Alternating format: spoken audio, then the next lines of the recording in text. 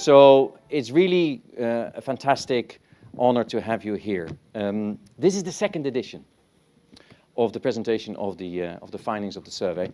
And everything in life you do for the second time is better again than the first time. And I hope that you'll find later on that that's the case.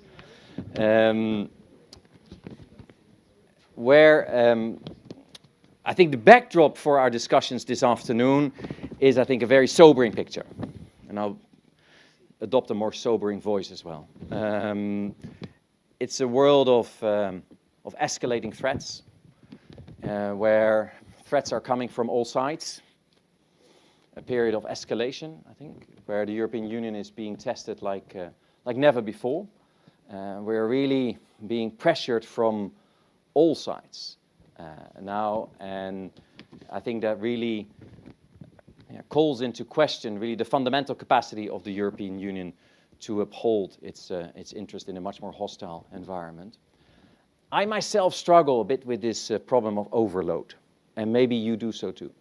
That oftentimes you open your phone and you say, oh my goodness, what is happening again, right? And here and there and what have you. And it feels really like a world of sort of everything, everywhere, all at once. And we are really struggling, I think, as a union, as a group of countries, but maybe also as human beings with how to make sense of all of this. And I think this is where the survey comes in. Because if you have this problem of overload, then you need to reduce complexity and you need to try to separate signal and noise and what are trends and what is just here today, an outrage that happens today, but it may not last. And therefore, this exercise of asking experts, not public opinion, there are also public opinion polls out there and they're very important too, but today we have a different product. It's about asking experts, what do they think are the greatest risks that the European Union faces? And you'll be walked through later on by Veronica about how all of this works, but essentially it's about assessing the likelihood and the impact of different risks and scenarios and how Europeans think about all of that. The results, and again, I'm not going to brief you because you'll get later, but the results I think are quite sobering, quite perhaps not shocking or surprising, but it's a lot. It's a lot. And it calls, I think, also for a deep reflection, not just on the what, because that's what the survey will present, but also on what now, what next, what our Europeans collectively are going to do about addressing these risks and challenges. And that's where you all come in, because this is a great community of people in this room that work from different perspectives on formulating the responses that the European Union and its partners will have to develop in response to all these global risks. Now, by happy coincidence, or because we're very good at foresight ourselves, we at the EUISS, we work on a lot of the threats and the risks that you're going to hear about in a moment. So when it comes to hybrid threats and the escalation we see in that domain, when it comes to Russia and its continuing aggression and its escalating war against Ukraine, or when it comes to the transatlantic dimension to all of this, Indo-Pacific and what have you.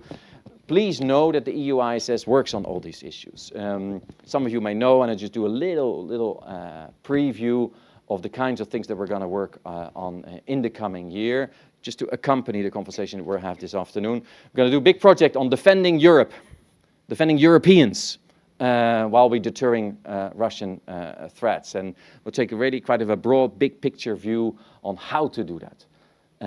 Last year we wrote a paper on unpowering Russia, that some of you may know.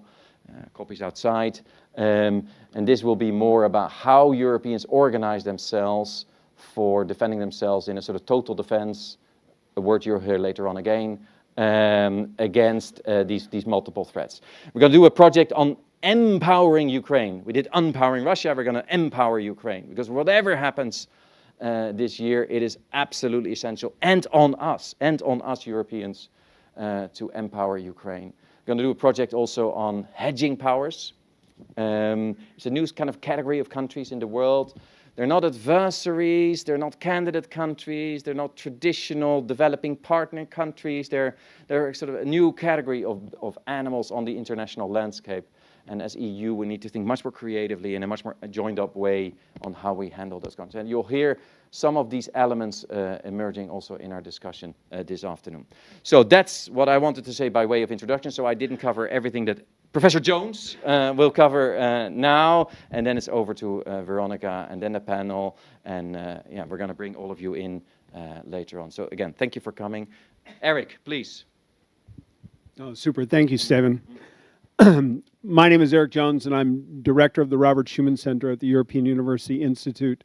I can't thank you enough, Steven, for agreeing, you and EUISS, you and Giuseppe, you and your whole team, to support this initiative. This is an incredibly important initiative for us because we hope that it will show to you the value that academic research that unfolds over research trajectories that last 4 years can contribute to very contemporary policy conversations. Because at least half of the 500 respondents that participated in this survey were academics. They worked in universities. They study international relations and European security, and they use that collective wisdom in order to help prioritize the situations that you are facing today. Now, Steven said, look, there are all these things that are happening. Everything we asked our experts to look at was important. Everything still is important. And the question that we asked them was, if you're confronted with these 30 scenarios, where do you assign priority? You have a limited amount of bandwidth. You've got a limited amount of resources. Where do you focus your attention? I'll tell you what they told us last year. They said, look, any potential for a ceasefire between Israel and Hamas is actually very low. And you must wait for this conflict to play out in order to realize what is going to happen. They said, look, any peace deal between Russia and Ukraine that's favorable to Ukraine is a major threat. Or Russia and Ukraine that's favorable to Russia. Thank you, Veronica. That's why we need younger people. That's favorable to Russia is a major threat to European security. They told us, look, if you were to think about the impact of Russian first use of nuclear weapons on a scale of 1 to 5, it would be about as close to 5 as you can imagine. But if you were to think about the impact of American withdrawal of security guarantees, not only is that impact almost the same in terms of the kinds of interests that we can estimate on a 5-point scale, but the likelihood is much, much greater. So focus your attention on that. The survey that we had last year was incredibly effective at setting priorities, including about the risk and impact of violent conflict between Israel and Iran. And this is not by accident. The survey design is something that has been practiced at the Council on Foreign Relations in the United States for 18 years. We built the survey with the understanding that we would ask some questions that are similar to what they ask at the Council on Foreign Relations of experts in the United States, so that we could make comparisons in the way priorities are set in the European context with the way priorities are set in America, to understand where there is the possibility to work together. One thing that I will tell you is that the great risk that we both identified was the risk of violent conflict within the United States, a question that was crowdsourced into the survey at the Council on Foreign Relations, and that surprised everyone there for being listed as so important in a context where American politics has never been more polarized and where the polarization of American politics is playing into all these other risks we face. Now, the reason I say all of this is that to understand the underlying forces in all of these events, that's where you need to reach back into academic expertise. This survey is meant to start a conversation, to force you to think comparatively. Where am I going to invest my resources? Where am I going to focus my time? Where do I have the most leverage in policy to achieve a positive outcome? If we can help to frame that conversation, if we can shift the way you think about the world, not by telling you something you don't know, but by focusing your attention on something you do know and need to give more thought, we will have succeeded. And in succeeding, we'll not only improve the work of the European University Institute, where I come from, but also of the European Union Institute for Strategic Studies, the amazing publications from which you find outside. We'll help shape their research agenda, and you will help shape ours. And that's what we want to achieve today. So as much as I want to thank the Trans-European Policy Studies Association for the amazing job they've done helping us to disseminate the survey and the comms work that they're doing around it, the European Initiative for Strategic Studies for ensuring that we have the best European experts in order to answer the survey, and the European Union Institute for Security Studies, I want to thank you guys for being here, because we need your engagement in the discussion that's going to follow. We will take notes on the questions you ask and the comments you make, and we will fold that into a research agenda that won't just shape what happens over the year to come, but over the years to come as we try better to understand the world around us. So thank you all for being here.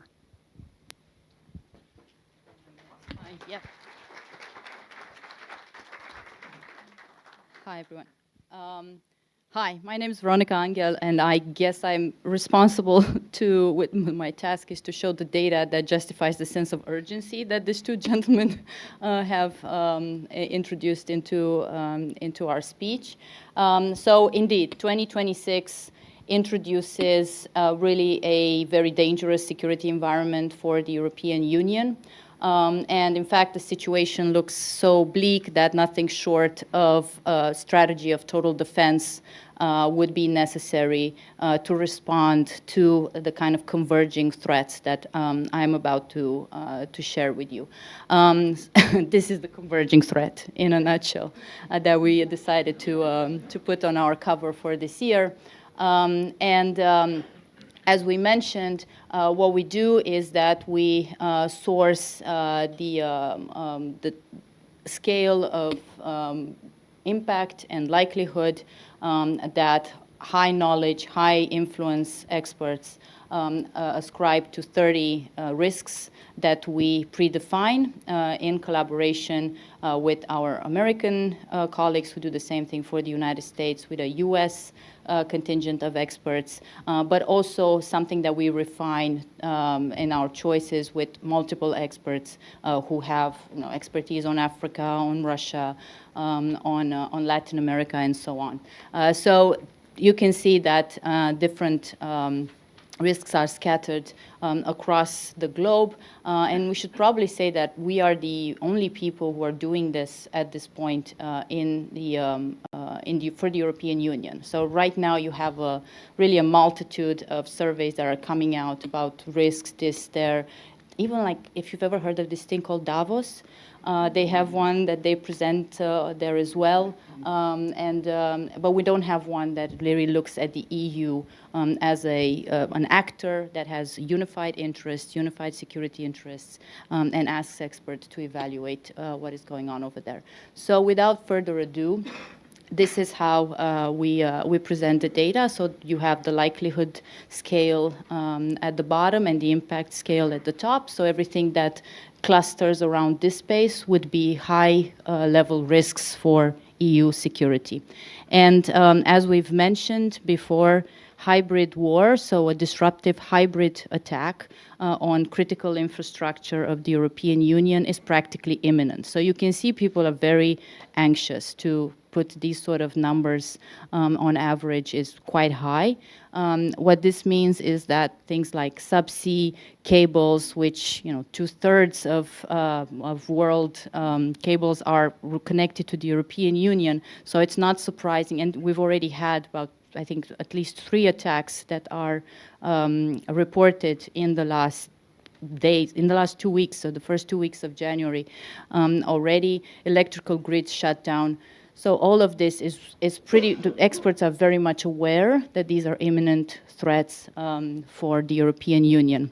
Then we have everything that has to do with Russia. This is not surprising. So again, for the second year in a row, we see that the experts are really converging in telling us that a ceasefire that is favorable to Russia in its war against Ukraine is a high impact, high likelihood risk for the European Union. And you will not be surprised, many of you would probably have scored this the same, and particularly since this survey took place at the end of November, so it's very recent, with the United States intervention that has not been very helpful in advancing Ukraine's cause. This, of course, features very highly on among the list of concerns for EU experts. Russia military action is again very highly ranked. So this is expressed as new Russian military action in non-NATO neighboring states. Again, high likelihood, high impact. So think about Moldova, think about Georgia, think about all the countries that are non-NATO that are still very responsive to, or to whom Russia doesn't think very favorably. Then finally, we all talk about the United States right now, and this is more of a surprise, even if it's the second year in a row, so after our first edition last year, that experts really confirm that they're not naive about U.S. commitment to its security guarantees to its European allies. So U.S. withdrawal from security guarantees to European allies is, as Erik mentioned, has the impact of, as you will see on the next slide, has the impact of Russian nuclear use. So this is really quite telling about the homogeneity practically among experts who recognize the problem that is the United States right now. So it's no longer, it's our main ally, and yet it has become a source of high risk. At the same time, the potential for a China-Taiwan cross-strait military conflict is higher, and it's grown since last year. So here we see an escalation in the perception of threat among experts. However, if I can direct your attention to this spot over here, you can see that the likelihood of a US-China direct military confrontation is low, which means that, again, this confirms that European experts do not believe that the United States is going to back Taiwan in a military confrontation with China. So they don't, I think that this reconfirms the absence of trust between the Europeans and the Americans at a second level. But we can interpret more of this in the panel. Another thing that I would like to show in this tier of moderate risks, so they're just slightly lower in terms of impact and likelihood, is this dot over here, US political violence, which is seen as pretty high likelihood and also perceived as having an important impact on the EU. This has moved also higher in terms of risk compared to last year, because we have already seen the emergence of violent clash between the different factions in the United States, and we will probably see even more of this. The Israel-Hamas conflict is still rated pretty likely to continue. The ceasefire breakdown between Israel and Hamas is again quite high, but what I also want to see, so there are many things that we can talk about here, and we have more time in the panel. I also want to show you, or to direct your attention to the low likelihood of a direct NATO-Russia military conflict, which reconfirms the idea that even if the impact would be very high, so accurately predicted, there is still a perceived level of deterrence that comes from NATO security guarantees. So you saw on the previous slide that all the sub-Article 5 threats are very present in the threat perception of experts, but there is still a belief, or at least there was some at the end of November, that NATO is still a deterrent for Russia. We can talk more about that as we go along. Finally, the group of remote risks to the European Union in 2026, which nevertheless cluster, let's say, in a mid-range between impact and likelihood, also shows that there is a set of concerns that come from regions that are further away from the European Union. The impact of, let's say, state collapse in Lebanon, or the collapse of Somalia's federal system and escalating war, or the territorial fragmentation of Sudan, against which even the European Parliament had several positions taken in the last year, because there is an election there that is coming up. All these things are known to our experts. So they do pay attention to these sort of immediate threats. However, they do perceive the impact of these further away theaters of conflict as being lower compared to the grand scale conflicts that we saw on the previous slides. So here we will talk more also in the panel. You will see some differences between the EU and the United States, whose interests are more global. And we can see in the comparison that Europe has become, for example, for the United States, one theater among many rather than a principal concern.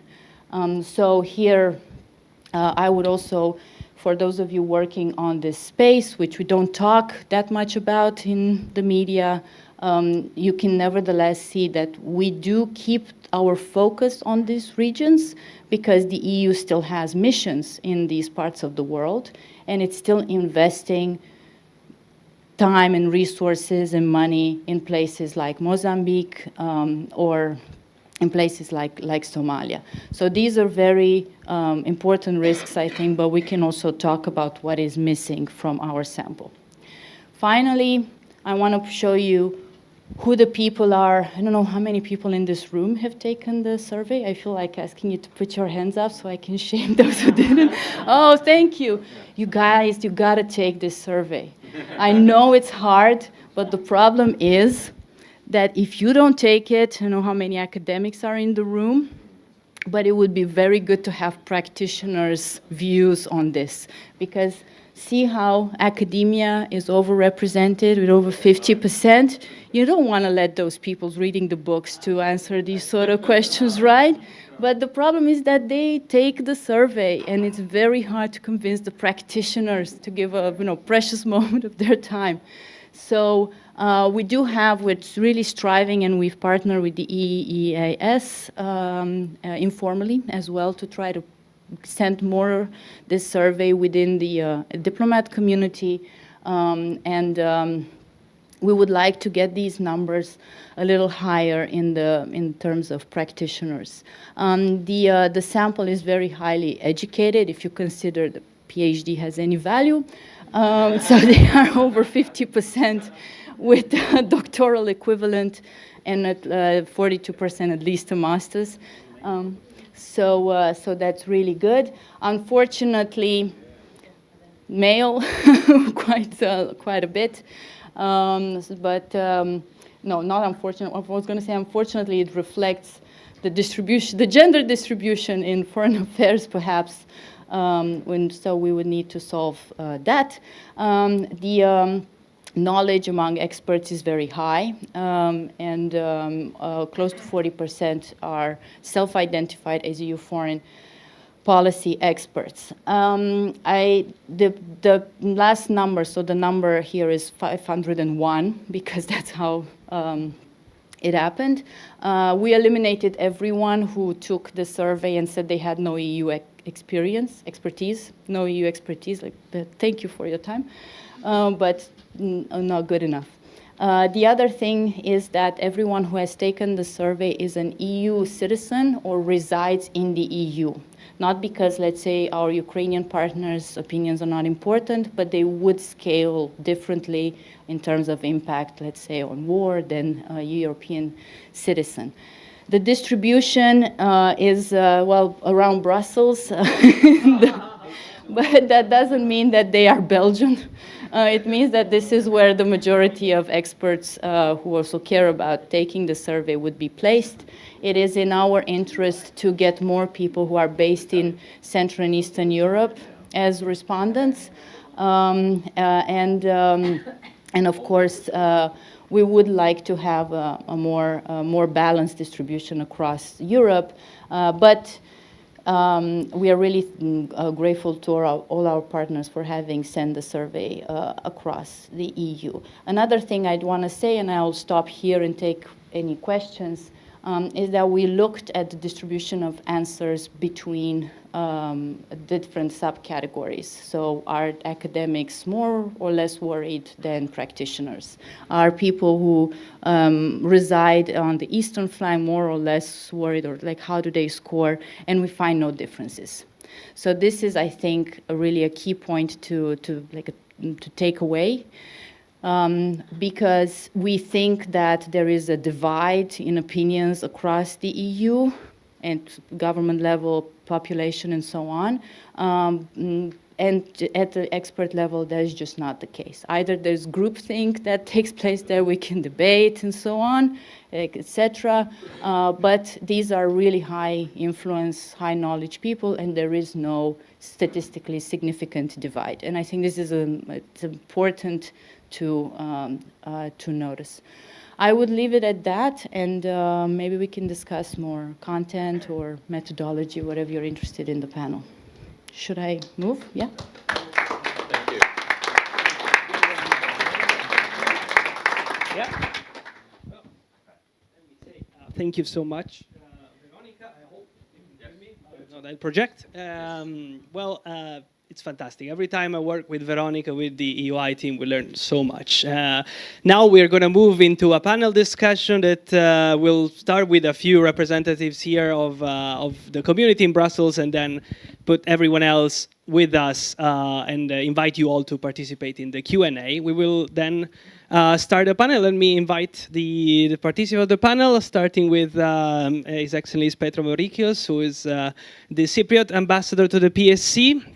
Cosmin Dobran, who's the Director for Peace, Partnership and Crisis Management at the EIS, and Ellen Francis, who's the Brussels Bureau Chief of the Washington Post. And of course, Veronica stays with us, so that you can drill her also with additional questions about the panel, about the survey.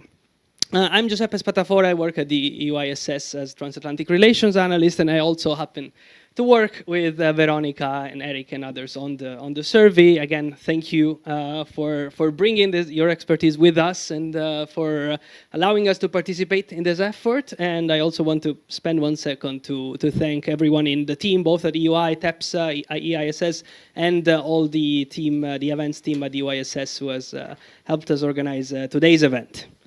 Okay, so the title of the panel is Global Risks and EU Priorities. So we want to connect what has already been presented, and which you may find actually in the next slide. There are a few pamphlets around, but if you want to read the survey more in detail during the panel, as well as a commentary that we published this morning with some fantastic graphics that make it all interactive, you can take a look here at the QR code. Or if not, there's a few. There's a physical QR code outside, right outside the room. But here we will connect this with the priorities of the EU, and we have a variety of people here from different constituencies. We have a representative of the EU institutions next to me. We have a representative of a member state, specifically the one holding the Council presidency for the next 6 months, and we have a representative of the media, who mostly writes for a US audience and therefore can connect us. I was going to say the American in the room. In fact, the American in the room is also there. But we have some, and we will make a little bit sense of also this transatlantic divides, but also some similarities in the expert opinions that we have seen. So let me say, I will try to step back as much as possible. I will just ask a few prompt questions, let the speakers give their few remarks connecting the survey to their priorities of the institutions they represent, and then we can open it up to you. And of course, any questions for Veronica are more than welcome at any moment. Let me start with the ambassador, Mavrikios. As I said, Cyprus rotating presidency this year. You have put together and published the priorities of the Cypriot presidency. How much do you think they track against this record of threats and risks that we have tried to identify? Hello. Yeah. Hi. Thanks very much. It certainly looks like a very full room from up here, believe me. So I'll try and respond to the question as much as I can, and I'll start by thanking you for the invitation, and many thanks to the EUISS and to the Robert Schuman Centre of the EUI for the opportunity to examine perceptions of global risks to EU security, and I'm also glad to be here as representative of the Cyprus presidency. I think the topic under this discussion is very timely, and I think it's good that it allows us to make this link between the survey's results with strategic priorities of the presidency particularly in the area of security and defense. So I would, if I was going to give a one-liner, I would say that the findings of the Global Risks Survey strongly reinforce the priorities that the Cyprus presidency has set in the areas of security and defense. I would start also by saying that they confirm that the EU's main vulnerabilities today do not stem from a single crisis, but from the accumulation of various interconnected risks that test our ability, or the European Union's ability, to protect its territory, to protect its infrastructure, to protect its citizens, but also to protect its strategic autonomy. I'll start from I think the biggest thing, the first and foremost thing identified by the survey is this case of a ceasefire in Ukraine that would work on Russia's terms, and that is very correctly classed as one of the most consequential risks to EU security, both in terms of likelihood and impact. I think respondents clearly recognize that Ukraine's security is inseparable from Europe's security, and that any settlement rewarding aggression would undermine the rules-based international order. And this finding directly matches the Cyprus presidency's firm priority to maintain strong, sustained support to Ukraine, including in its European path, and to reject scenarios that would set dangerous precedents for the future of European and global security.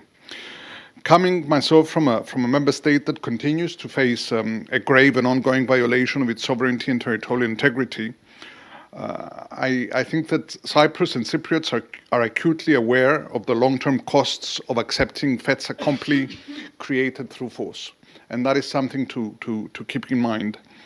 I think the second thing that jumps up is this growing perception that the sustainability of United States security guarantees can no longer be taken for granted. And I think that a potential US withdrawal from security commitments to Europe is assessed as both highly impactful and increasingly plausible. And at the same time, it reveals a structural vulnerability in Europe's security architecture. This, in turn, underpins another core priority of our presidency, which is strengthening the EU's capacity to take greater responsibility for its own security and defense. So advancing on initiatives like the Defense Readiness 2030, improving preparedness and enhancing collective capabilities is something at the forefront. This is not about replacing NATO. It is not about weakening transatlantic ties, but it is about ensuring that the European Union is better equipped to act when needed and to engage partners from a position of strength.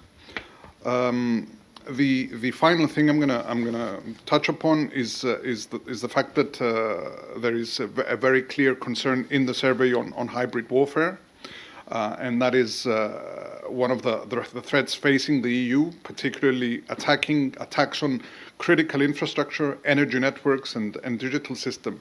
Now that goes to the core of the way of life that we are accustomed to, of the way that our citizens go about their daily lives, and it can have profound effects in ways that transcend military domains. So in response, the Cyprus presidency has placed a strong emphasis in reinforcing the EU's ability to counter hybrid threats and foreign information manipulation and interference, both internally and externally, as a key element of resilience and deterrence. So if you group all these together, I think they point to the clear direction that I think the European Union is in the midst of a much needed corrective process, marked by greater awareness of threats and the gradual development of new tools and new capabilities. So the task now is to accelerate this effort and to ensure coherence between threat perception and policy response. So the conclusion I would submit is that responding effectively to today's security risks requires a European Union that is more autonomous in security and defense, more capable of protecting itself, its values and its interests, as well as the way of life of its citizens. At the same time, this autonomy must go hand in hand with openness to partners, to cooperation, and to the wider world. A stronger and more autonomous union is not one that turns inward, but one that remains a credible, reliable, and principled global actor, firmly committed to international cooperation and the rules-based international order. And this is what we will try to deliver over the next 6 months. Thank you very much. Thank you so much, Ambassador. I mean, lots of points to highlight. I would just point at what you started with, the idea of the accumulation of threats. In our joint commentary, we mentioned that too with Veronica. We highlight the idea of erosion as something that of the EU's security environment as something that is really important to keep in mind and to fight against, because we might not face immediately a tank column, but we might see a number of things that accumulatively have the same impact. Now let me move to Cosmin Dobran, Director Cosmin. Of course, you work hand in hand with the Cypriot presidency as the EAS to implement the readiness roadmap and all the processes for to strengthen European defense and autonomy, as was mentioned. Of course, in your portfolio specifically, you also have partnerships and the role of them, as the ambassador was saying, in the openness of the EU and the need for them to be involved in the EU's security architecture. So I was going to ask, from your perspective, how do you feel that the EU is ready to respond to the number of risks that have been highlighted in the survey? Well, first of all, thank you very much for the invitation. Stephen, many thanks also for organizing this. This is always interesting, and the angles that we are discussing. Erik and Veronica, many thanks for the work done. I completely agree with the outcome of the survey. I think Stephen, it was you last year that you came with this world of contestation, right? I think this was sort of beginning of the reflection, and I think this is true. Now is becoming even more contested and even more fragmented. So, for me, trying to describe what is happening, perhaps the best analogy is that I'm sure all of you, when you take a plane and you go from a warm climate and then you end up in a colder climate, you experience some turbulence on the way. So I think this describes exactly what is happening. And I'll try to formulate a little bit of what would be the main things that we need to pay attention as we get from a warmer security international climate to a much more colder environment. And the first thing is the mindset with which we approach this. I think the mindset in Europe is changing. I would be quite curious to compare your outcome in terms of the survey with the Eurobarometer on defense, which is planned, I think, this month or next month, to see exactly how population in different parts of Europe looks at this. But the reality is that we need to build a culture which is much more security-oriented. I think this is the first thing that we do. And then there is also this idea of European security strategy, and we will work together with the Cypriot presidency to have that. So that's the first point, mindset. The second is that you need to equip yourself with the tools to address all the challenges that you are up against. And this is what we are doing with the Defense Readiness Plan 2030, all the capabilities and all the initiatives that either on the ES or with the Commission we are going to implement. This is an important element. It's not something that we should look at as geopolitical posture. Is more about necessity that Europe needs to get serious about its own security and defense. And we can discuss more in detail how that should be done. I think openness, Petros, what you have mentioned is clearly an important element. We should obviously focus on what we need to build at home, but at the same time we need to make sure that we remain entangled with different partners, and I'll come back to that. And the third element is that when you get off the plane in a much colder environment, you look for real friends, right?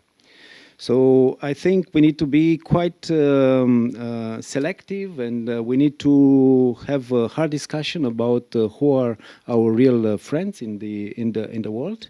We are trying to develop now a security and defense partnerships. This is a relatively new tool. We have eight agreements. It's just a starting point because basically the implementation will come. But I really think that we need to have quite a thorough discussion about partnerships and how exactly we engage with different countries in the world. And that also applies EU-NATO. I think the European element inside NATO is quite an important part of this discussion. Obviously, it will come naturally as we increase our posture on security and defense. But I think it's important to make sure that basically the two organizations continue the strategic partnership, and then we try to address all these challenges in different parts of the world. I'll stop there, but more than happy to dive in more specific issues. Thank you. Thank you so much. Indeed, and a lot of instruments around that that the EU has put together over the past 2 years and before, and a lot of implementation that is work that is ahead of us to answer this risks. Thank you so much for saying also that this is a matter of necessity rather than a choice. And for the next speaker, Ellen, I wanted to bring you in for a US voice that talks to US audiences. Before you speak, I just wanted to show the audience some comparison between the survey that EUI ran, the Global Risk Survey, and the Preventive Priorities Survey run exactly at the same time by the Council of Foreign Relations in the States, looking at US experts. You cannot see it from here. I will tell you what is interesting, what I think is of interest. I think there's we talk a lot about transatlantic divergences, but in terms of the expert community, we see a lot of overlap in terms of the main threats that are faced, both in the US and the EU. We see important role or a high importance given to a Russian threat or a Russian favorable trajectory. We write it in terms of a Russia favorable ceasefire. In the US survey, it's about a fear of escalation. There's in both places, there's an attention to the fear of a China-Taiwan conflict, to be directly relevant for both the US and the EU, and a lot of concerns about hybrid attacks on either EU or US soil. So realization that these are not niche threats, but these are things that are connected for both areas of the Atlantic. At the same time, there are differences in the survey. They're not enormous. The US survey, to me, looks focus a little bit more emphasis on threats coming from the Korean Peninsula, or they place renewed violence in the Middle East as higher. There, of course, there's a difference in the impact of the crisis in Venezuela that for the US is seen as top priority, almost in terms of impact. For the EU is seen a little bit less, according to the expert. But as Veronica showed, less is just in a comparative sense. There's still high risk and high likelihood and impact. So it's not very low in that sense. And there's more to discuss, but I just wanted to bring in the fact that even though there's a lot of differences in policy between the US and the EU, the expert community seem to agree on a lot of things. And now to you, Ellen, I guess, you can answer the way you want. For me, my prompt question would be, what picture does this paint of Europe and of its risk if you were to write for a US audience about it? Yeah, thank you for having me. It's good to reflect after a year that's been very heavy on news and very volatile. And I think it's exactly a day since the inauguration of this Trump administration, a year today since the inauguration of this Trump administration. So I will just touch on some of the things from your survey results that align with what I hear a lot in Brussels and what we see in our reporting on both sides of the Atlantic. Starting with, your top risks from the survey results, which are both on one hand, hybrid warfare and an emboldened Russia, and on the other hand, the prospect of a US withdrawal. And we hear this a lot as a concern that those things will converge and that will leave the EU or specific countries more vulnerable if they happen at the same time. And you mentioned, the prospect of overlapping shocks. And what we hear also a lot is the fear that the EU is not prepared for these overlapping shocks.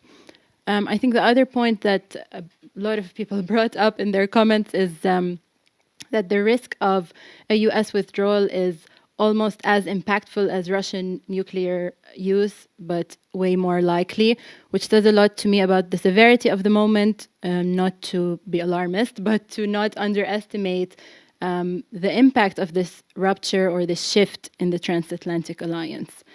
And the third point, I think, from the survey results that stood out to me was that the US is increasingly perceived as a major source of risk, which, charting the trajectory of this Trump administration from here, when it first took office, there was a lot of denial or wishful thinking from Brussels or from EU capitals.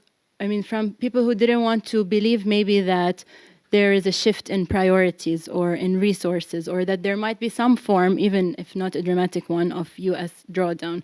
And that over time has gradually shifted in private and then in public as well. And we had, the Oval Office clash between Presidents Trump and Zelensky. We had a very volatile trade war. We had then the national security strategy. So I could point to very many things, but there was a growing sense that this is more about the direction of travel in the US and not just about a mercurial US president. And that, if someone tells you who they are, you believe them and you adjust accordingly.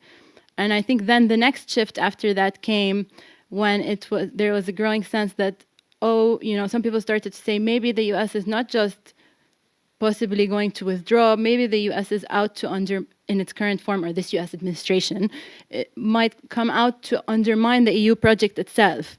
And that was reinforced more recently with the national security strategy, and we see it also in some public polling where there's more and more a view of the Trump administration as adversarial, which I think brings us to Greenland and the crisis of this week or of generations. And it's not really on the list of risks, this idea that the US might not just ignore or neglect Europe, but be out to undermine. But I think it's becoming clearer now that that is a not negligible risk, and that the strategy of only trying to charm or win over is not enough. That realization, I think, is setting in as well. And it plays into what some of the other panelists have said that reinforces, this need for European independence or taking action or stepping up or whatever we want to call it. So yeah, if I were doing a list of risks now, I think I would put that on there as well, this idea of a US attack, not militarily per se, but a confrontation, an attack on sovereignty, or a disruption in the shared values. Thank you. Thank you so much. We made it almost 1 hour without mentioning Greenland. I think that was, we shifted, we've talked about a variety of topics, not just the news of today, but of course, important to bring it up. One thing that I will say, Ellen, thank you so much for, this sentence. If somebody tells you who they are, you believe them. This is very impactful, worth keeping in mind. One thing that also emerges from the survey, but also from some data work that I've been doing, is that there's this paradox, depending on which arena, the US looks more adversarial, and in others it is less so. In fact, in the defense area, we've seen in the survey, NATO is still seen as credible, and a lot of it probably comes from the fact that the US is still in it. So far, the US troop numbers have not fallen from in the European continent. So again, depending on which area, the numbers, the speed at which these things are shifting changes. And it's important probably to make these different fields of work talk to each other, understand things from different perspectives. Before opening up for Q&A, I just want to give an opportunity to Veronica to say something if it has come up out of the discussion, if there's something that you feel that should be addressed immediately. Very quickly, and I'm very happy to open the discussion. Thank you so much for engaging with the survey. It's really a great opportunity to bring so many anonymous data points together that actually speak very loudly, right? Because it's not just one person or a few of us saying this, but it's really a lot of people. And I want to just make a point about to Emily's point about how we will think about this next year, or why isn't Greenland there, which is an excellent point. We thought about including Greenland. This was in November, mostly because we were making jokes at the beginning of last year. Remember, Steven? Oh, we didn't include Canada annexation in Greenland, ha ha ha. And this thing, we're thinking like, let's include Greenland. But this is part of U.S. withdrawal. And also an attack on the United States on Greenland is pretty much game over. We have to reconsider all these risks. This is no longer the same world that we're talking about in which the United States unilaterally dissolves NATO. So at this point, I think that we will be moving into a different sphere of risk, where our whole research design would have to be changed. I would like to also, but we'll probably change this index to U.S. hostility quite adamantly in the next wave. Cosmin's very good comment about where do we see popular attitudes reflected, or how do we see this sort of risk reflected in popular attitudes and in the Eurobarometer, but also in the Solidarity in Europe, which is a different survey that we do at the European University Institute.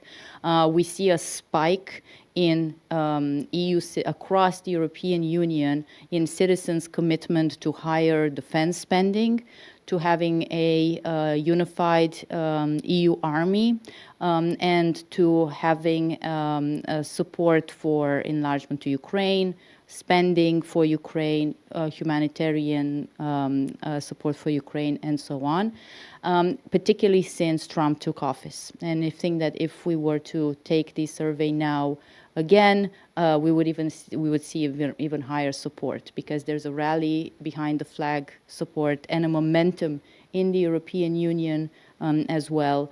I think policymakers, of which I'm not one, but these guys should really take into account that there is an opening now to have bold decision making, because the experts are behind these decisions. Population is behind these decisions, and they are volatile, so you don't really know how long this will take. So I really appreciate also the ambassador's connection to the priority list of priorities. I know that President von der Leyen tasked tasked you to have a strategy by the end of your presidency, and you said you're going to deliver. So if we can be of any help, because that's a monumental, monumental task, we're really happy to support with everyone for free. It's a very important moment, so we'll do it. Excellent. Thank you so much, Veronica. Okay, we have a lot more brain power in this room, and I want to give them the opportunity. So there will be, I think, microphones around the room, and we will collect some questions for all our panelists, not just, well, for both those who have written the survey and coordinated it, but also for the representatives of the various institutions and that we have here. So just raise your hand, and I'll be happy to give you the floor. I see there's a hand here, and then I see Joanna there, but first one, third row. Hi, thank you. Please. Yeah? Okay. Oh, fuck. Sorry. My name is Milana Golovany. I'm Ukrainian journalist for Ukrainian medialiga.net. I have actually two questions. The first one, what exactly EU has to do to show its strength to America right now? Like to say, don't mess with us, don't touch us, or we do something. Just because Trump disrespects EU right now, he's posting mocking memes on European leaders. And the second question about Greenland. How do you see the situation around Greenland already affects on military and political supports to Ukraine? Thank you. Thank you so much. I saw Oana's first here in the front row. Yeah, okay. Hi, She can. formerly with NATO, now with... hello, thanks. One Alan Jesko, formerly with NATO, now with the Royal United Services Institute, RUSI. Couple of points. I think it's really significant that if we look at the ECFR's survey, there was no mention of NATO or transatlantic relations whatsoever. So I think I'm curious to hear your views on that. On the ECFR, not your survey. On the US survey. Yeah? The CFR, not the SCFR. The other thing is obviously Greenland, and the fact that nobody saw Greenland or thought about Greenland is also because we don't think about Arctic security. And that is a fact where I think in a way Trump is not wrong, and we have not thought about Arctic security for a long time. So I think it's also worth perhaps turning the table and not just thinking about what this is to do with the US, but what are the risks to our own security in Europe and to the transatlantic region in general. So just to sort of look at it more from the point of view of Europeans having agency rather than American security guarantees eroding. I think it's going to be more of an erosion rather than a dissolution of NATO. The other things relating to the EU, which I think are risks, are EU enlargement and the inability to find a model this year for an effective prospect of enlargement to Ukraine and Moldova. So again, looking inward. And in terms of a risk, I would say the closer coordination between Russia and China and the potential coordination on the timing of, let's say, Chinese intervention on Taiwan with an emboldened Russia moving further into Ukraine and perhaps NATO countries. And finally, on the European army, just a word of caution. I think nobody has actually defined what the European army is. So we're asking people to say, are you in favor of something that we don't know what actually means? So if the question isn't well formulated, I think the answers may be a bit confusing, because who would be the commander-in-chief, and are governments in favor of this? Thank you.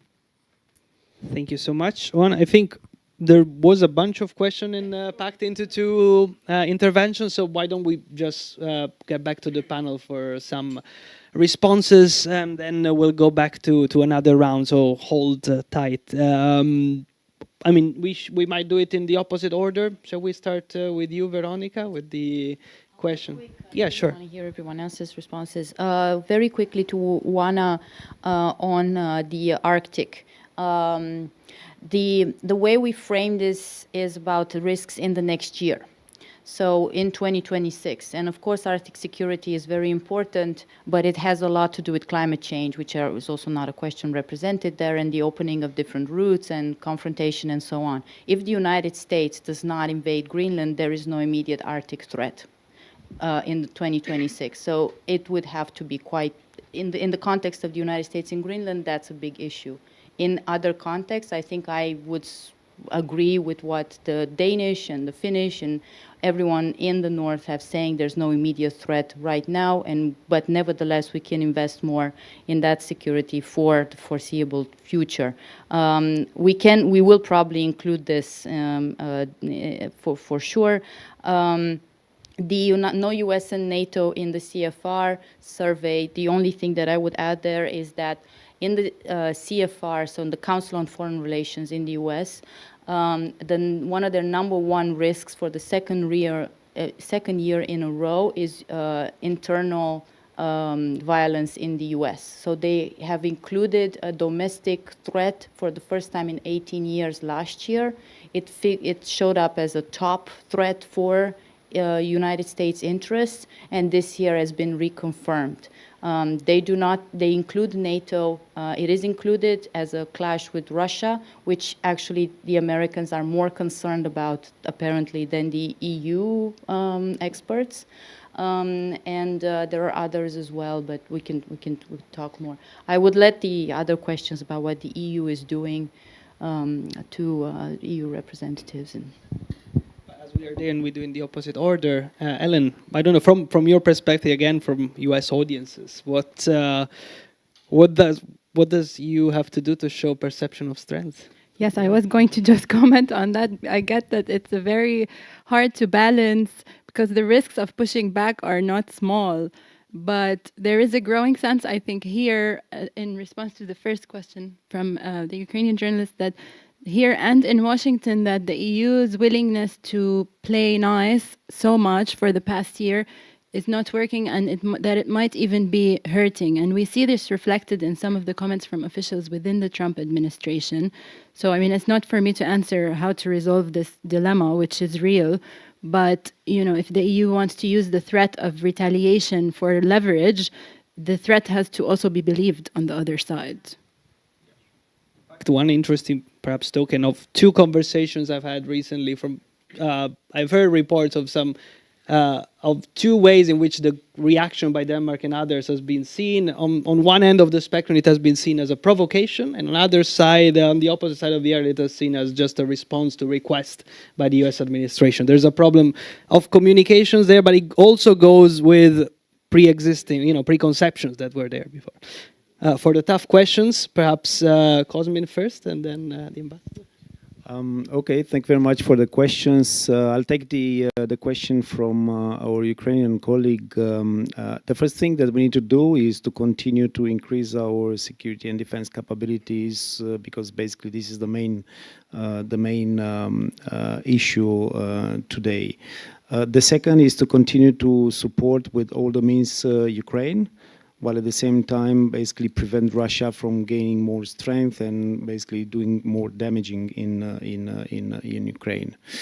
Then the third element that perhaps we need to do is to increase our partnerships with different countries in the world. I mean, not necessarily with those who have lots of means, but also with countries that geopolitically or even simply geographically actually are very close to the European interests.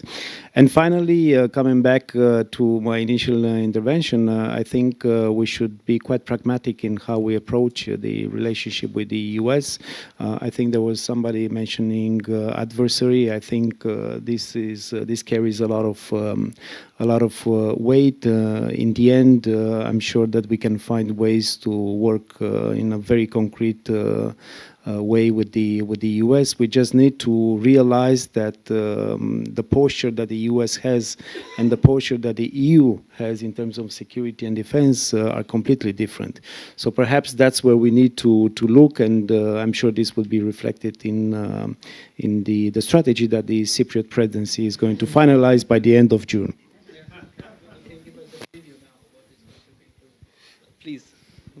Well, I mean, just to about that, I think in the previous situations, it was the institutions that prepared the various papers. And should the institutions go about their business and complete this task within the 6 months of the Cypriot presidency, then we will be very, very happy to welcome it as one of the.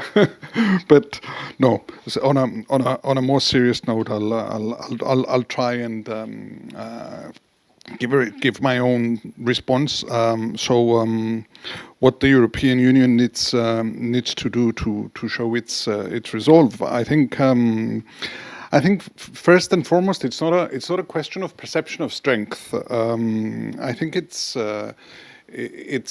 about preserving the European Union's unity. This is when we are most effective, and this is how we have learned to work over the years. And preserving our unity makes us stronger.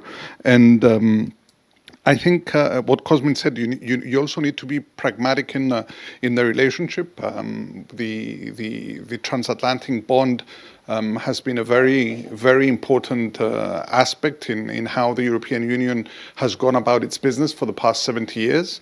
So I think we need to keep working at it, and we need to insist upon it and continue to find ways of remaining engaged through dialogue and through other means. And then if I may, a quick remark on the Arctic angle.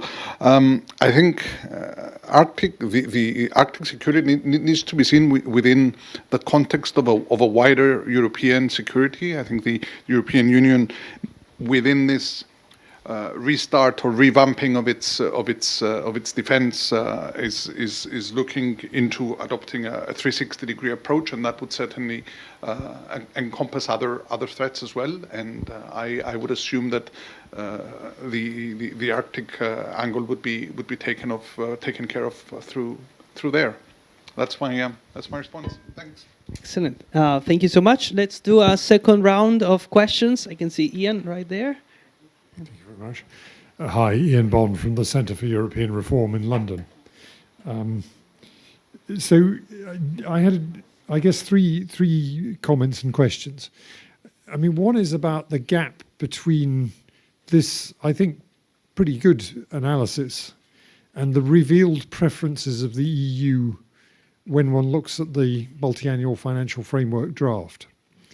And I guess I'm looking particularly at Petros and Cosmin because they're part of the institutions, as it were. But I just wonder, is there the slightest possibility that at last the EU will start to narrow that gap, and that instead of simply mindlessly shoveling money to agriculture, that it will actually start to look at that risk map and think we need to do something much more serious about defence? So that's one question. The second question is on the issue that I think was just raised about unity. I haven't had the chance to look carefully at this map, but I don't know whether a lack of EU unity on some of these questions came up at all in the survey. I've been very struck by the fact that you've got what I guess technically is described as constructive abstention, although it doesn't look very constructive to me, from a number of member states on matters pertaining to Ukraine, to the use of Russian assets to support Ukraine, and even on the question of Greenland, where apparently at least one member state says solidarity with Denmark has nothing to do with the rest of the EU. So is unity actually one of the biggest risks that the EU is going to face in the next year?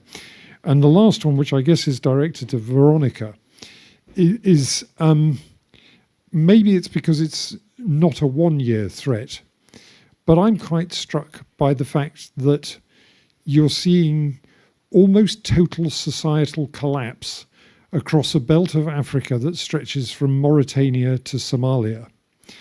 And I saw that various individual elements of this, Somalia and the Horn of Africa, feature as quite sort of low risks for the EU.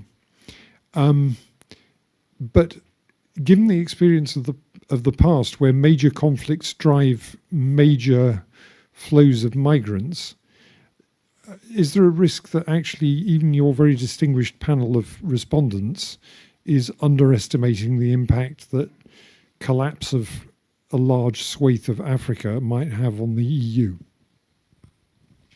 Thank you so much. Happy to take a few more questions if there are any. Yes, please. Just as a segue a bit, I'm Virginia Mucchi from ECDPM, and obviously the think tank that works on Europe-Africa relations. And of course, looking at the threats related to the continent, the African continent, being so low in terms of sort of priority and risk assessment for the EU, while understandable in some respects, of course, compared to all the others that you've seen, is quite worrying, not just for what Ian just said, but also in terms of our claimed idea of partnerships and strategic partnerships in different parts of the world, especially to counter the development of, or the influence of powers such as China and Russia, and now the US itself.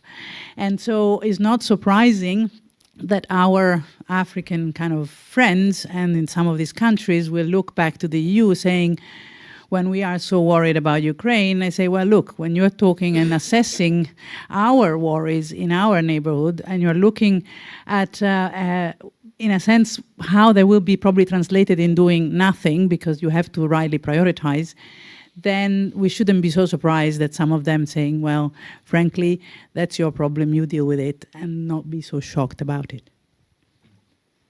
Okay, and I would say we can go back to the panel because there were, these questions were quite poignant, and maybe we do it in the opposite order, unless there's somebody who wants to burn. I have a burning answer now, but I will start with Petros and then. Okay.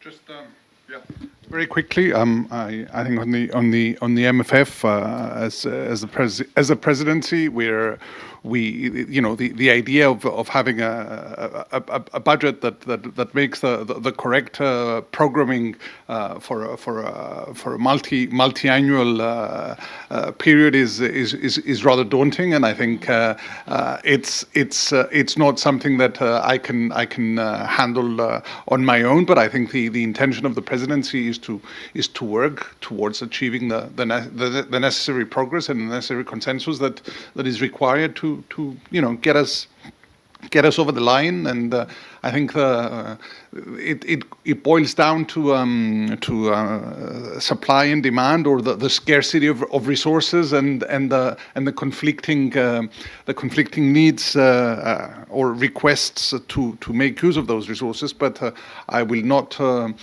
dare to impose upon the job of the various ministries of finance in getting us to that point. And then on unity, I don't think there is another option. It is at the core of what the European Union is, and it may be challenging, and sometimes it may take us longer to get to consensus, and it may seem that there is a lot of time that is wasted in those deliberations, but this is how it is. It is how the system works, and it is based around consensus and around unity, and not working to maintain it is not an option. Thank you. Cosmin, there were some questions specifically for the institutional. Yes, thank you very much. Ian, you're quite right and spot on the MFF. I think this would be probably the most important discussion between member states. I think the proposal that was put forward by the Commission actually reflects a strategic shift, and then the security and defense is very clearly part of that. Also, another strategic shift is that now there is much more flexibility in terms of how funds will be used. I think the whole logic will be crisis focused rather than pre-planified budgetary support, if you want. So that will be also interesting element of the discussion. But I have to say that you mentioned agriculture, but I mean, when I think about agriculture, I also think about food security, and this is part of what we need to make sure in Europe. That we actually maintain the capacity to feed ourselves, right? So now it's becoming, because everything can be weaponized, you have the supply chains which are quite complex, so we have to make sure that that all these elements are part of the picture. But I think with the proposal that we have, it's quite a good basis. Personally, I can say that actually I would have loved to actually increase the European budget, because this is what is needed in the face of the scale of challenges that we are facing. Second, on Africa, yes, I think there is quite a lot of risk with different theaters in Africa that would affect Europe. It's not only migration. It's actually security related. If you look at what's happening in Sahel, if you look at what's happening in the Horn of Africa, Sudan, basically the security risks for Europe can increase a lot. But then basically you have to look at the instruments and tools that we have and how you address that. And this I come back to the posture, because I think now the demand and the number and complexity of crisis is so high that actually we will need to discuss a little bit. If we want to have impact, then we need to change a little bit how we organize this support. Obviously, there is the new narrative with our African partners. Basically, they want to be in the lead. I think the era where we go and then we tell everybody what to do is over. So we need to also work with different structures in Africa, African Union, to actually equip them with the tools to actually address the security needs, which obviously adds to the complexity of the issue. Thank you so much, Cosmin. And then I go directly to Veronica, because there were some questions directly. Okay, well, because you brought the pointer, so I wanted to directly point to you. Yeah. Good. For Ian's questions, and I also want to say that none of this is low risk. So already in our choice of risks, we skewed high risk already, right? So everything is relevant. We're not measuring anything that would fall, as you can see in the one or like the lowest tier on either impact or likelihood. So these are not what we look at Africa or the Sahel, these regions. This is not low risk, we could say remote, but only in reference to a U.S. withdrawal from security guarantees or a Russia attack on Moldova, let's say, right? So this is the scale. However, even here, and you asked about specifically migration, you can see the point on irregular migration, large scale irregular migration from the Middle East, so from the MENA and Sub-Saharan Africa to the EU, is really perceived very high in terms of impact, so close to 4. And really quite significant in terms of likelihood, as over 3.23 would be around there on average. So we do control for these complexities. It's a matter of interpretation, how we see them interconnected. But migration is highly relevant, not because there are flows of people who would harm necessarily the EU, but exactly because, and this speaks to Ian's second point, the chances for disunity in our political environment increase with migration. This is indeed, as you rightly point out, Ian, one of the biggest threats that I think would take a different conversation to refer to it. I will return the clicker. Then let's conclude with Ellen. There was no question direct for you, but I think that all this matter also from a US audience. Yeah, I'll just say on the financing issue that there is a problem of messaging, and maybe a bit in defense and policy circles of viewing, public opinion as, oh, they don't understand that we need the money for defense. But we need to also be able to convey that this is important. If you need taxpayer money, if you're going to embark on a military buildup, there is a bit of a disconnect. And I think Veronica mentioned that, public opinion polls show that this is the moment because you have the experts on your side and you have people on your side. So there should be, I think, more importance placed on the messaging to people that this is important, that this is something that we need to embark on together. And I think just on the other point, I will say as a former Middle East correspondent that the EU has a problem of, credibility and relevance in the rest of the world at the moment, in part because of the EU's own flip-flopping on its priorities in different parts of the world, including the Middle East and Africa, but also because understandably, the crises that you're facing on the East and the West are now maybe too big to handle.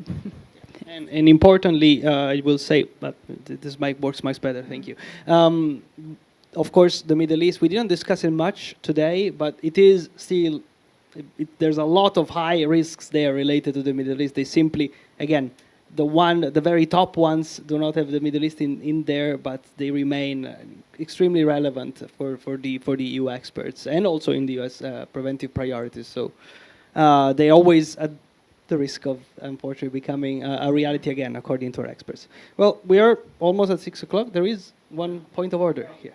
Because I thought the flip-flopping is on the US side, not on the European side. But I mean, okay, it's interesting that there is that perception, because I mean, in terms of the EU positions, Middle East and other crises, I don't think there were many changes. But I think the perception in the US probably evolved a lot. I mean, obviously, it matters if you speak with a Californian or you speak with somebody from Midwest. But I think in terms of consistency, the European policies actually you could trace them back to several decades before. So, not sure. Question mark on that. It's good to disagree in the panel. I think we are about time for conclusion because it's 6 o'clock. It's the end of the day. I would like to allow people to continue with their evening. So if there are any more questions, please do come and talk to the panelists at the end of the event. For now, I would like to thank you all for participating, for helping us commenting on the results.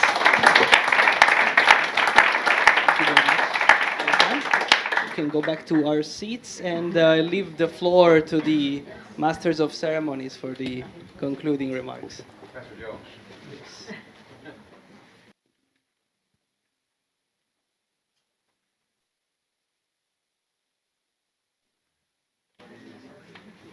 I promised Steven I would be very short so I can hand over to him. I just want to thank you all for being such a terrific audience. And I want to give you a sense of why we think this kind of engagement with you is important. And it goes like this, right? When I started out, I said, we want this survey to provoke a conversation. And then the question becomes, okay, well, what kind of conversation do we want to have? And the first thing is we want to understand how things are connected. So when Milena asked the question about how what's going on in Greenland impacts on Ukraine, that's something that we need to look at, right? Because the answer is not immediately obvious without study and research. And when we're asking these questions about how things are connected, we want to think about action and reaction. So when Ellen says, look out, we have to think about how whatever we do to push back against the United States is going to provoke a response from the Trump administration. Again, that's something that we have to study and research in order better to understand.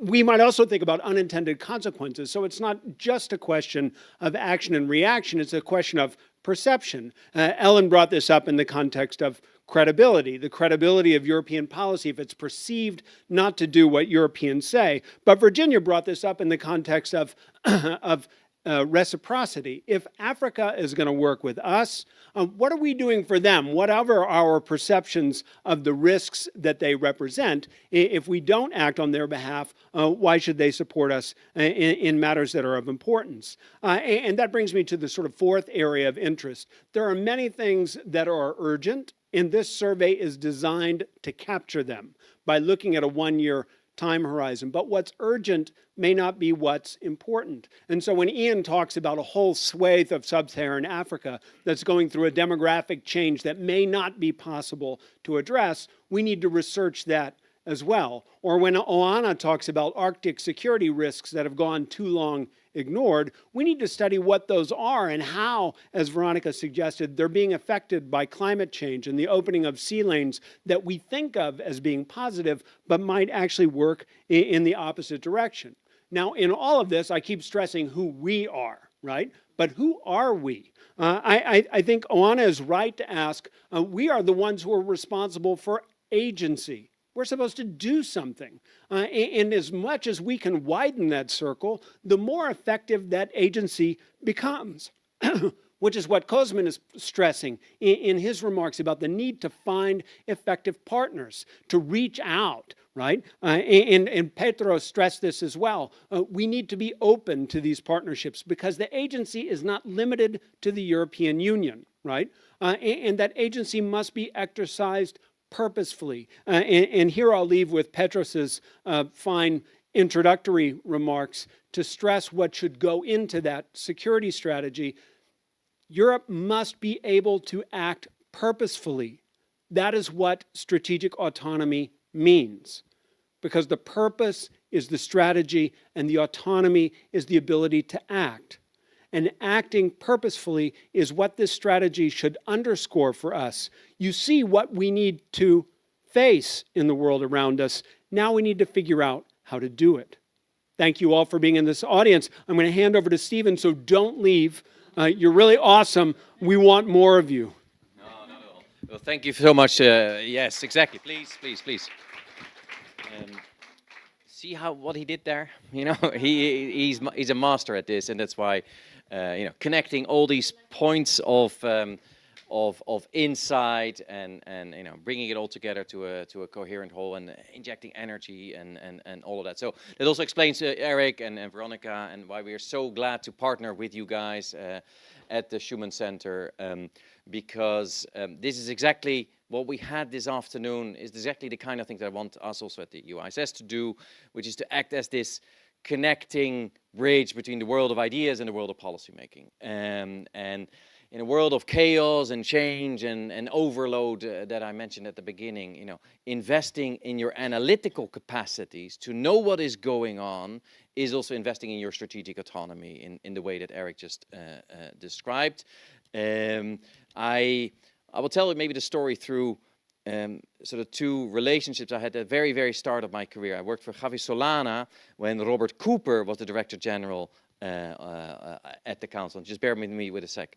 I'll explain. Javi Solana left a sentence with me that always, which is, Steven, the answer to a problem is not a paper. The answer to a problem is action, right? And I remember this phrase very much because I'm in the paper producing business, right? And I'm a little bit worried about that because, but then there's the Robert Cooper sentence that complements it, and they were a fantastic duo. And Robert said, yes, but clarity of thinking is also a contribution to peace. And I think clarity of thinking of what the risks are and what the threats are should help us to address them in a more effective way. And I think that's partly what we did this afternoon, but of course all of this can only be done together. So thank you very much for coming, for contributing to the conversation. The conversation will go on, right? It's a process, not just a single moment. So the survey results are presented in a commentary that Giuseppe and Veronica have on our website. Stay also in touch with the work of the institute. Next week we're going to do something on Russia's futures, so that relates very much to the kinds of things we're going to keep working on hybrids, on cyber, on CFI, on China, which we didn't talk that much about this afternoon, but it's a real risk as well for the European Union in many ways. But thank you all for coming, and stay in touch. Thanks again.